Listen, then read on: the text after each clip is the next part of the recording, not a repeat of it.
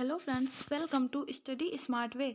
आज आप सभी लोगों के लिए भारत के इतिहास से संबंधित मोस्ट इम्पॉर्टेंट 30 क्वेश्चंस लेकर आए हैं, जिसमें कि आपको पूरा विस्तृत बताया जाएगा। हर चीज़ पॉइंट टू पॉइंट बताई जाएगी, इसलिए वीडियो को अंत तक देखिएगा। और अगर आप लोगों को वीडियो अच्छी लगे तो उसको लाइक और शेयर करें। चलिए शुरू करते हैं आज की क्लास को। आज की क्लास का पहला प्रश्न आपके सामने दिया गया है। पहला प्रश्न है, गुप्तकालीन स्वर्ण सिक्कों को क्या कहा जाता था? गुप्त काल में जो सोने के सिक्के चलाए गए थे उनको उस समय क्या कहा जाता था? दिनार, रूपक, कारशापण, निष्क।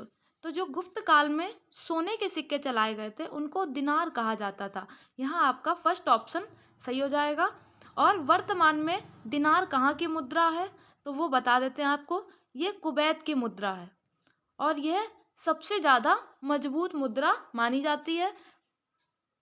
कुवैत कहाँ है तो कुवैत इराक और सऊदी अरब के बीच एक छोटा सा देश बसा हुआ है जो कुवैत है, और यहाँ की मुद्रा दिनार है जो कि बहुत ही ज़्यादा मजबूत मुद्रा है। और रूपक जो है ये उस समय के जो चांदी के सिक्के चलाए गए थे उनको रूपक कहा जाता था। आगे बढ़ते हैं अगले प्रश्न की तरफ। अगला प्रश्न है, मंदिर निर्माण की कला का जन्म सर्वप्रथम कब हुआ था? मंदिर निर्माण की कला का मौर्य काल में, गुप्त काल में, कुषाण काल में या फिर सैंधव काल में? तो जो मंदिर निर्माण की कला थी उसका जन्म हुआ था कुषाण काल में। ये आपका ये आपका थर्ड ऑप्शन सही हो जाएगा। कुषाण काल में मंदिर निर्माण की कला का जन्म हुआ था। और कुषाण काल की स्थापना किसने की थी तो वो राजा कनिष्क ने। यहाँ आपका थर्ड ऑप्शन सही हो जाएगा। आगे बढ़ते हैं अगले प्रश्न पर। अगला प्रश्न है, गुप्त स्थापत्य कला का सर्वोत्कृष्ट नमूना क्या है? गुप्त की स्थापत्य कला यानी कि जो उस समय मंदिर बनाए जाते थे गुप्त काल में, उनका सबसे अच्छा जो नमूना था वो कौन सा है? देवगढ़ का दशावतार मंदिर, तिगवा का विष्णु मंदिर, भितरगांव का मंदिर और भूमरा का शिव मंदिर। तो गुप्त काल का जो स्थापत्य कला का सर्वोत्तम नमूना है वो है तिगवा का विष्णु मंदिर। ये आपका सेकेंड ऑप्शन सही हो जाएगा। ये मध्य प्रदेश के जबलपुर में है।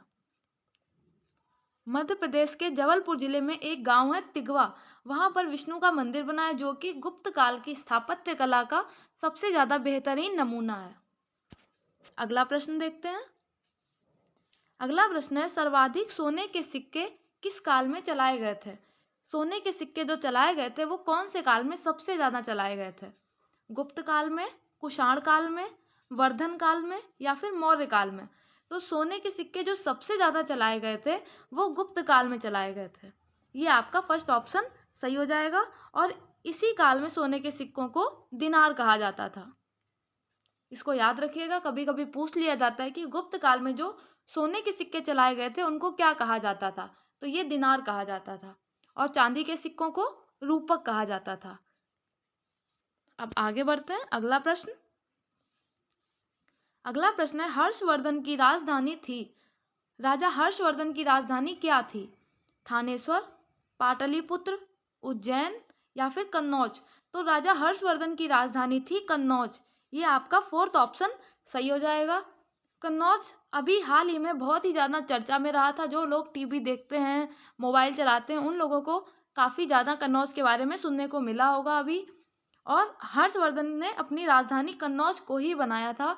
कन्नौज जो कि इत्र और इतिहास के लिए विश्व प्रसिद्ध है। कन्नौज को इत्र की राजधानी भी कहा जाता है। तो यहाँ आपका ये फोर्थ ऑप्शन सही हो जाएगा। आगे बढ़ते हैं। अगला प्रश्न है, चंद्रगुप्त मौर्य को सेंड्रोकोट्स के रूप में किसने पहचान दी? Sandrocottus, John Marshall, William Jones, James Prinsep या फिर बी स्मिथ? तो चंद्रगुप्त मौर्य को सेंड्रोकोट्स के रूप में विलियम जोन्स ने पहचान दी थी। ये आपका सेकेंड ऑप्शन सही हो जाएगा। इनको एक और नाम से भी जाना जाता है, वो नाम है एंड्रोकोट्स। ये नाम भी नोट कर लीजिएगा। इन दोनों नामों से चंद्रगुप्त मौर्य को जाना जाता है, सेंड्रोकोट्स और एंड्रोकोट्स। ये विलियम जोन्स ने इनको इस रूप में पहचान दी थी। अगला प्रश्न देखते हैं। अगला प्रश्न है, चंद्रगुप्त मौर्य का प्रधानमंत्री कौन था? चंद्रगुप्त मौर्य के जो प्रधानमंत्री उनका क्या नाम था? चाणक्य, मेगस्थनीज, तुषास्प या फिर उपगुप्त? तो चंद्रगुप्त मौर्य के जो प्रधानमंत्री थे वो थे चाणक्य। ये आपका फर्स्ट ऑप्शन सही हो जाएगा। इनको कौटिल्य के नाम से भी जाना जाता है और विष्णुगुप्त के नाम से भी जाना जाता था। ये अपनी नीतियों की वजह से बहुत ही ज़्यादा प्रसिद्ध थे, चाणक्य या फिर कौटिल्य। और ये चंद्रगुप्त मौर्य के गुरु भी थे और उनके प्रधानमंत्री भी थे। तो यहाँ आपका ये फर्स्ट ऑप्शन सही हो जाएगा। अब आगे बढ़ते हैं अगले प्रश्न पर। अगला प्रश्न है, चंद्रगुप्त मौर्य ने नंद वंश के किस शासक को समाप्त कर मौर्य वंश की स्थापना की थी? चंद्रगुप्त मौर्य ने नंद वंश का एक शासक को समाप्त किया था, उसका क्या नाम था? महापद्म नंद, नंदीवर्धन, राष्ट्रपाल या फिर घनानंद? तो चंद्रगुप्त मौर्य ने जिस शासक को परास्त किया था उसका नाम था घनानंद। ये आपका फोर्थ ऑप्शन सही हो जाएगा। बेहद घटिया किस्म का शासक था घनानंद। इस शासक से पूरी जनता ही त्रस्त थी और चंद्रगुप्त मौर्य ने घनानंद को समाप्त करके मौर्य वंश की स्थापना की थी। तो यहाँ आपका फोर्थ ऑप्शन सही हो जाएगा। आगे बढ़ते हैं अगले प्रश्न पर। अगला प्रश्न है, प्रसिद्ध यूनानी राजदूत मेगस्थनीज किसके दरबार में रहता था? चंद्रगुप्त मौर्य के, अशोक के, बिंदुसार के या फिर दशरथ के? तो एक यूनानी राजदूत था मेगस्थनीज, वो रहता था चंद्रगुप्त मौर्य के दरबार में। ये आपका फर्स्ट ऑप्शन यहाँ पर सही हो जाएगा। और इसको सेल्यूकस ने राजदूत बनाकर पाटलिपुत्र भेजा था। यह एक यूनानी राजदूत था और इसको सेल्यूकस ने भेजा था राजदूत बनाकर चंद्रगुप्त मौर्य के दरबार में। तो यहाँ आपका ये फर्स्ट ऑप्शन सही हो जाएगा। आगे बढ़ते हैं अगले प्रश्न की तरफ। अगला प्रश्न है, कौटिल्य की विश्व प्रसिद्ध रचना का क्या नाम है? नीतिसार, अर्थशास्त्र, मुद्रा राक्षस और इंडिका? तो कौटिल्य की जो विश्व प्रसिद्ध रचना है उसका नाम है अर्थशास्त्र। यहाँ आपका ये सेकेंड ऑप्शन सही हो जाएगा। ये अर्थशास्त्र के बहुत ही ज़्यादा विद्वान थे। कूटनीतियों के बारे में इनको छोटी छोटी बातें, हर चीज़ पता थी कूटनीति के बारे में। और आपको बाकी पुस्तकें भी बता देते हैं जिसके रचनाकार कौन कौन हैं। तो मुद्रा राक्षस के जो हैं वो हैं विशाख दत्त। बहुत ही ज़्यादा इंपॉर्टेंट प्रश्न है ये, इसको जरूर आप लोग नोट कर लें। इंडिका के हैं मेगस्थनीज। मेगस्थनीज ने इंडिका पुस्तक की रचना की थी। और नीतिसार पुस्तक के रचनाकार हैं कामंदक। इन सभी को नोट कर लीजिएगा, एग्जाम में ये पुस्तकें पूछ ली जाती हैं। नीतिसार के कामंदक, अर्थशास्त्र के कौटिल्य या चाणक्य, मुद्रा राक्षस के विशाख दत्त और इंडिका के मेगस्थनीज। आगे बढ़ते हैं अगले प्रश्न की तरफ। अगला प्रश्न है, इंडिका किसकी रचना है? अभी आपको बताया इंडिका के रचनाकार कौन है। चलिए देखते हैं। विष्णुगुप्त, चाणक्य, मेगस्थनीज और टॉलेमी। तो इंडिका के रचनाकार हैं मेगस्थनीज। ये आपका थर्ड ऑप्शन सही हो जाएगा। ये यूनानी राजदूत थे जो कि चंद्रगुप्त मौर्य के दरबार में रहते थे। और मेगस्थनीज ने इंडिका जो इनकी पुस्तक है इसके अंतर्गत मौर्यकालीन भारत का पूरा विवरण लिखा है। आगे बढ़ते हैं अगले प्रश्न पर। अगला प्रश्न है, मानव ने कृषि कार्य किस युग से आरंभ किया? पुरापाषाण युग से, मध्यपाषाण युग से, नवपाषाण युग से या फिर धातु युग से? तो मानव ने जो कृषि कार्य आरंभ किया था वो नवपाषाण युग से किया था। यहाँ आपका ये थर्ड ऑप्शन सही हो जाएगा। उस समय पाषाण काल के 3 भाग थे, जिसमें कि पहला था पुरापाषाण युग, दूसरा था मध्यपाषाण युग और तीसरा था नवपाषाण युग। इस समय लोग पत्थरों का प्रयोग करते थे, इसलिए इसका नाम पाषाण युग पड़ा था। आते हैं अगले प्रश्न पर। अगला प्रश्न है, मानव द्वारा सर्वप्रथम किस धातु का प्रयोग किया गया? कांसा, तांबा, लोहा और चांदी। तो उस समय मनुष्य ने सर्वप्रथम जिस धातु का प्रयोग किया था उसको तांबा कहते हैं। ये आपका सेकेंड ऑप्शन सही हो जाएगा। और इस युग को कांस्य युग के नाम से भी जाना जाता था। सर्वप्रथम मनुष्य ने ये युग आया था जो ये था नवपाषाण काल के बाद का, यानी कि पाषाण काल का जो अंतिम युग था उसके बाद आया था, जब मनुष्य ने धातुओं का प्रयोग करना प्रारंभ किया था। नहीं तो इससे पहले लोग पत्थरों का ही प्रयोग करते थे। शिकार करने के लिए भी पत्थर का प्रयोग करते थे और आग जलाने के लिए भी पत्थर का प्रयोग करते थे। इसके बाद धीरे धीरे मनुष्य ने धातुओं का प्रयोग करना सीखा। तो यहाँ आपका सेकेंड ऑप्शन सही हो जाएगा। आगे बढ़ते हैं अगले प्रश्न पर। अगला प्रश्न है, मानव ने सर्वप्रथम किस फसल का उपयोग किया? जौ, चावल, गेहूं और कपास। तो मनुष्य ने जो सबसे पहले फसल उगाई थी वो था जौ। यहाँ आपका फर्स्ट ऑप्शन सही हो जाएगा।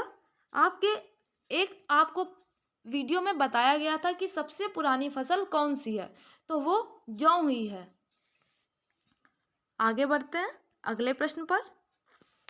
अगला प्रश्न है, नवपाषाण युग में चावल की खेती का प्राचीनतम साक्ष्य कहाँ से मिला था? मेहरगढ़, कोलडिघवा, बुर्जहोम या फिर दैमाबाद।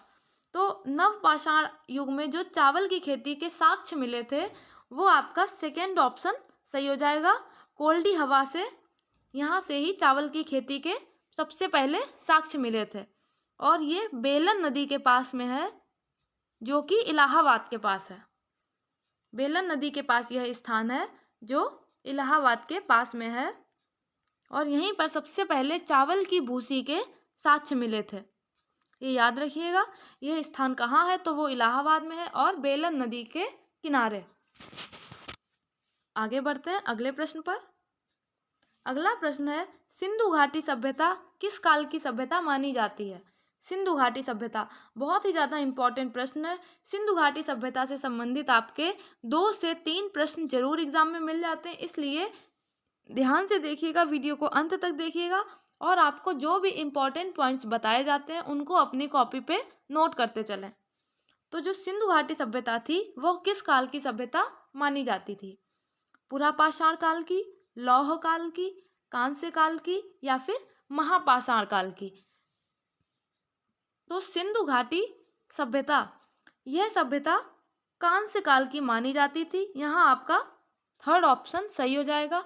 यह पाषाण काल और लौह काल के बीच का समय था, जो कि कांस्य काल के नाम से जाना जाता था और इसी काल की सभ्यता को सिंधु घाटी सभ्यता कहते हैं।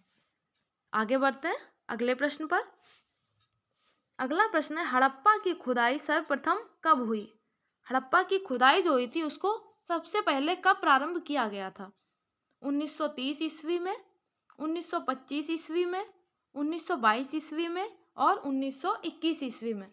तो हड़प्पा की खुदाई का सर्वप्रथम प्रारंभ हुआ था 1921 में। यहाँ आपका फोर्थ ऑप्शन सही हो जाएगा। और यह खुदाई किसने शुरू करवाई थी? तो वो दयाराम साहनी ने। दयाराम साहनी ने हड़प्पा की खुदाई 1921 में शुरू करवाई थी। आगे बढ़ते हैं अगला प्रश्न। अगला प्रश्न है, आर्य भारत में सबसे पहले कहाँ बसे? आर्य भारत में सप्त सिंधु प्रदेश, गंगा यमुना दोआब, घाघर हरा पाट और उपरोक्त सभी जगहों पर। तो आर्य जो सबसे पहले जब बसे थे वो थे सप्त सिंधु प्रदेश।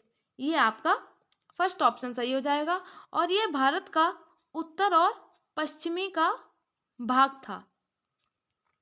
उत्तर पश्चिमी का भाग था सप्त सिंधु प्रदेश और यहीं पर आकर सबसे पहले आर्य लोग बसे थे। इसके बाद धीरे धीरे इन्होंने अपना विस्तार किया और संपूर्ण भारत में अपनी जगह बनाई। आगे बढ़ते हैं अगले प्रश्न पर। अगला प्रश्न है, ऋग्वैदिक काल का सर्वाधिक महत्वपूर्ण देवता कौन था? ऋग्वैदिक काल का अग्नि, विष्णु, इंद्र और वरुण।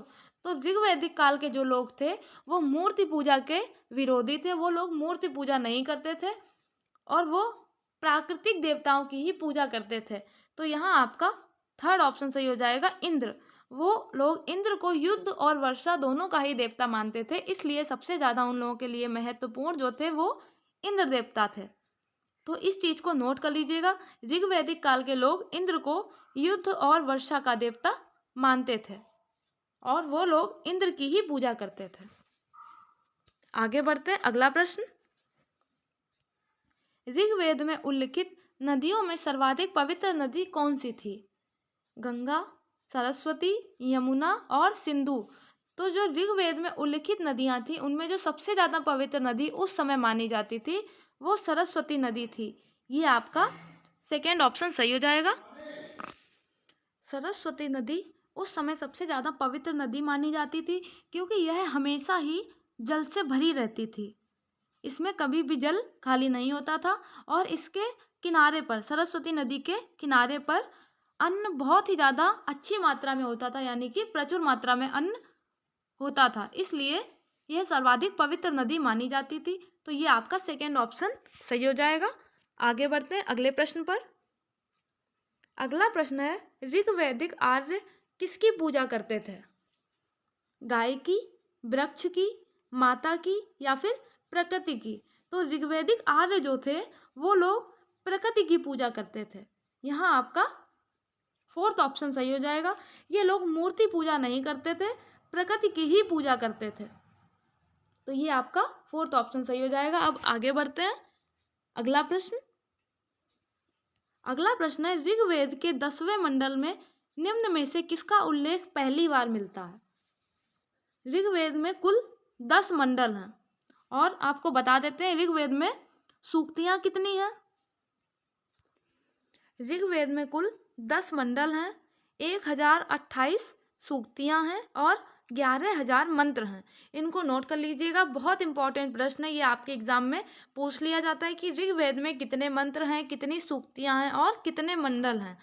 तो यहाँ आपका प्रश्न पूछा गया था, ऋग्वेद के 10वें मंडल में किसका उल्लेख पहली बार मिलता है? पुरोहित, शूद्र, सेनानी या फिर सोमरस? तो जो पहली बार जिसका उल्लेख मिलता है वो है शूद्र। यहाँ आपका सेकेंड ऑप्शन सही हो जाएगा। ब्राह्मण, क्षत्रिय, वैश्य और शूद्र, इन चारों के ही उल्लेख पहली बार ऋग्वेद के 10वें मंडल में मिले थे। तो यहाँ आपका ये सेकेंड ऑप्शन सही हो जाएगा। आगे तरफ अगला प्रश्न है, गायत्री मंत्र का उल्लेख किस वेद में है? गायत्री मंत्र जो है ओम भूर्भुवः स्वः, उसका उल्लेख किस वेद में किया गया है? यजुर्वेद, अथर्ववेद, ऋग्वेद और सामवेद। तो गायत्री मंत्र का जो उल्लेख किया गया है वो सबसे पहले ऋग्वेद में किया गया। यहाँ आपका थर्ड ऑप्शन सही हो जाएगा। सबसे पहले ऋग्वेद में किया गया, उसके बाद यजुर्वेद और सामवेद में भी गायत्री मंत्र का उल्लेख किया गया है। तो ये आपका थर्ड ऑप्शन सही हो जाएगा। आगे बढ़ते हैं अगला प्रश्न। अगला प्रश्न है, ऋग्वैदिक आर्यों की भाषा क्या थी? ऋग्वैदिक आर्य यानी कि उस समय जो लोग थे उनकी भाषा क्या थी? द्रविड़, संस्कृत, पाली और प्राकृत। तो ऋग्वैदिक आर्य जो कि उस समय के लोग थे उनकी भाषा थी संस्कृत। ये आपका सेकेंड ऑप्शन यहाँ पर सही हो जाएगा। उस समय के लोग संस्कृत भाषा का प्रयोग करते थे। और इनका प्रमुख व्यवसाय क्या था? ये बहुत ही ज़्यादा इम्पोर्टेंट प्रश्न है। ऋग्वैदिक काल में आर्यों का सबसे ज़्यादा प्रमुख व्यवसाय क्या था? तो ये था पशुपालन। ये नोट कर लीजिएगा, भाषा थी संस्कृत और पशुपालन उनका प्रमुख व्यवसाय था। आगे बढ़ते हैं अगला प्रश्न। अगला प्रश्न है, निम्नलिखित में से प्राचीनतम वेद कौन सा है? सबसे ज़्यादा पुराना वेद कौन सा है? ऋग्वेद, सामवेद, यजुर्वेद और अथर्ववेद। तो जो सबसे ज़्यादा पुराना वेद है वो है ऋग्वेद। ये आपका फर्स्ट ऑप्शन सही हो जाएगा। सबसे ज़्यादा पुराना और सबसे पहला वेद जो है वो ऋग्वेद है और यजुर्वेद जो है ये यज्ञ से संबंधित है। तो यहाँ आपका ये फर्स्ट ऑप्शन सही हो जाएगा। आगे बढ़ते हैं अगले प्रश्न पर। अगला प्रश्न है, निम्नलिखित में से किस वेद की रचना गद्य और पद्य दोनों में की गई है? ऐसा कौन सा वेद है जिसमें कि गद्य भी है और पद्य भी है? ऋग्वेद, सामवेद, यजुर्वेद और अथर्ववेद। तो जिस वेद में रचनाएं गद्य और पद्य दोनों में की गई हैं वो है यजुर्वेद। यहाँ आपका थर्ड ऑप्शन सही हो जाएगा। यजुर्वेद में दोनों तरह से रचनाएं की गई हैं, श्लोक भी है और इसमें कहानी की तरह रचना भी की गई है। तो ये आपका थर्ड ऑप्शन सही हो जाएगा। आगे बढ़ते हैं अगला प्रश्न, ऋग्वेद काल में विनिमय के माध्यम में किसका प्रयोग किया जाता था? विनिमय के माध्यम में किसका प्रयोग किया जाता था? भूमि का, मुद्रा का, दास का या फिर गाय का? तो विनिमय के माध्यम में जो प्रयोग की जाती थी वो थी गाय। ये आपका फोर्थ ऑप्शन सही हो जाएगा। ऋग्वेद काल में विनिमय का प्रमुख माध्यम गाय थी। उस समय गाय और बैलों की बलि दी जाती थी, लेकिन धीरे धीरे इस प्रथा को समाप्त कर दिया गया, जिसके बाद दुधारू गायों की बलि देना पूर्णतः अपराध और जघन्य अपराध माना गया। तो ये आपका फोर्थ ऑप्शन सही हो जाएगा। आगे बढ़ते हैं। अगला प्रश्न, जिस काल का कोई लिखित विवरण प्राप्त नहीं होता उसे क्या कहते हैं? लिखित विवरण, जिस काल का किसी तरह का कोई भी विवरण प्राप्त नहीं हुआ है, ऐसा कौन सा काल है? नवपाषाण काल, पुरापाषाण काल, वैदिक काल या फिर प्रागैतिहासिक काल? तो जिस काल का कोई भी किसी भी तरह का लिखित विवरण प्राप्त नहीं हुआ है उसको प्रागैतिहासिक काल कहा जाता है। ये आपका फोर्थ ऑप्शन सही हो जाएगा। इस काल का किसी तरह का कोई भी लिखित विवरण प्राप्त नहीं हुआ है। साक्ष्यों के अनुसार ही इस काल की प्रमुख विशेषताएं और जो भी चीजें हैं साक्ष्यों के अनुसार ही बताई जाती हैं। अगला प्रश्न है, सिकंदर कहाँ का शासक था? सिकंदर जो था, अलेक्जेंडर द ग्रेट, वो कहाँ का शासक था? बेबीलोन का, मकदूनिया का, ईरान का या फिर चीन का? तो सिकंदर जो था, जिसको कि राजा पुरु ने या राजा पोरस ने हराया था, वो था मकदूनिया का शासक। यहाँ आपका सेकेंड ऑप्शन सही हो जाएगा, मकदूनिया या फिर मैसेडोनिया। मकदूनिया को मैसेडोनिया भी कहा जाता और ये यहीं का शासक था, जो कि एक ग्रीक शासक था। सिकंदर एक ग्रीक शासक था जो मैसेडोनिया या फिर मकदूनिया का शासक था। आगे बढ़ते हैं। अगला प्रश्न है, सिकंदर एवं पोरस के बीच हुआ 326 ईस्वी पूर्व का युद्ध किस नाम से जाना जाता था? सिकंदर और पोरस के बीच में जो युद्ध हुआ था 326 ईसा पूर्व का, वो किस नाम से जाना जाता था? पानीपत का युद्ध, वितस्तता या झेलम का युद्ध, दाशराग्य का युद्ध और अरवेला का युद्ध? तो जो युद्ध सिकंदर और पोरस के बीच हुआ था वो जिस नदी के किनारे हुआ था वो नदी थी झेलम। तो इसको झेलम का युद्ध के नाम से जाना जाता था। ये आपका सेकेंड ऑप्शन सही हो जाएगा। सिकंदर और पोरस के बीच 326 ईसा पूर्व में जो युद्ध हुआ था उसको झेलम के युद्ध के नाम से जाना जाता है। पानीपत का जो युद्ध हुआ था वो इब्राहिम लोदी और बाबर के बीच हुआ था। इब्राहिम लोदी और बाबर के बीच इस युद्ध में बाबर की विजय हुई थी और लोदी वंश का अंत हुआ था। अरवेला का युद्ध जो हुआ था वो सिकंदर और ईरान के राजा दारा के बीच में हुआ था। अरवेला का युद्ध जिसमें सिकंदर की विजय हुई थी। तो यहाँ आपका ये सेकेंड ऑप्शन सही हो जाएगा। सिकंदर और पोरस के बीच में झेलम का युद्ध हुआ था जिसमें कि राजा पोरस की विजय हुई थी। ये पंजाब के राजा थे। तो आज के प्रश्नों की श्रृंखला आपकी यहाँ समाप्त होती है। आशा करते हैं आप लोगों ने बहुत ही अच्छे तरह से और मन लगाकर पढ़ा होगा। अपने नोट्स भी आप लोग साथ ही साथ बनाते चल रहे हैं, जिससे कि डेली का डेली उनका रिवीजन करते चलिए। और अगर आप लोगों को वीडियो अच्छी लगे तो उसको लाइक करें, ज़्यादा से ज़्यादा शेयर करें और चैनल को सब्सक्राइब करना ना भूलें। Thank you. जय हिंद, जय भारत।